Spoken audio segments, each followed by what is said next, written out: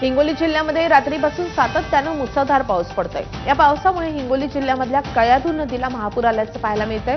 कळमनुरी तालुक्यामधल्या कोंढूर गावामध्ये पाणी शिरल्यामुळे सगळीकडे दाणादाण उडाली आहे। तर कयाधू नदीचं रौद्ररूप ड्रोन कॅमेऱ्याच्या माध्यमातून टिपलं आहे। राम सोळंके यांनी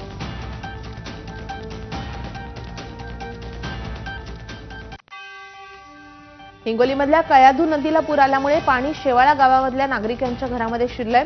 अनेक नागरिकांच्या घरांमध्ये 2.5 ते 3 फूट इतकं पाणी असल्यामुळे घरामधील संसारोपयोगी साहित्याचं नुकसान झालंय।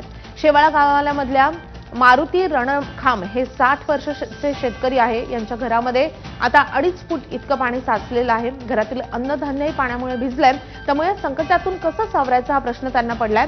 त्यांच्यासोबत बातचीत केलेली आहे आमचे प्रतिनिधी माधव दिपके यांनी। हिंगोली जिल्ह्यामध्ये कालपासून मुसळधार पाऊस पडतोय। अनेक ठिकाणी अतिवृष्टी झालेली आहे। अति प्रमाणामध्ये पाऊस पडतोय, त्यामुळे कयाधू नदीला पूर आलेला आहे। कयाधू नदीच्या पुराचं पाणी शेवाळा नावाच्या गावामध्ये शिरलेलं आहे। त्यामुळे जे नागरिक आहेत त्या नागरिकांच्या घरामध्ये आता गुडघ्या इतकं पाणी आहे। मी जिथं उभा आहे ना, हे घर आहे, माझ्या गुडघ्याहूनही जास्त पाणी आहे इथं। एवढ्या मोठ्या प्रमाणामध्ये पाणी नागरिकांच्या घरात शिरलेलं आहे। बापू, किती पाणी घरामध्ये? घरामध्ये जवळजवळ 4-5 फूट पाणी आहे। बरं, मग बाया आता बाहेर पाठवून दिल्या। आता खायचं साहित्य पूर्ण खराब झालं। शेती किती आहे? 3 एकर शेती आहे। जनावरचा चारा चक गेला वाहून सध्या 10 जनावर आहेत माझ्यापाशी। आता काय करावं आम्ही?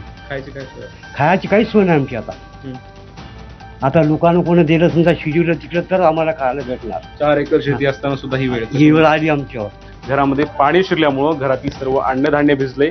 अन्नधान्यच नाही तर यांचं घर भिजले, घरातले स्वप्न भिजलेत, घरातल्या अपेक्षा भिजल्यात आणि शेतात असलं सर्व शेतीचं तर नुकसान झालेलं आहे।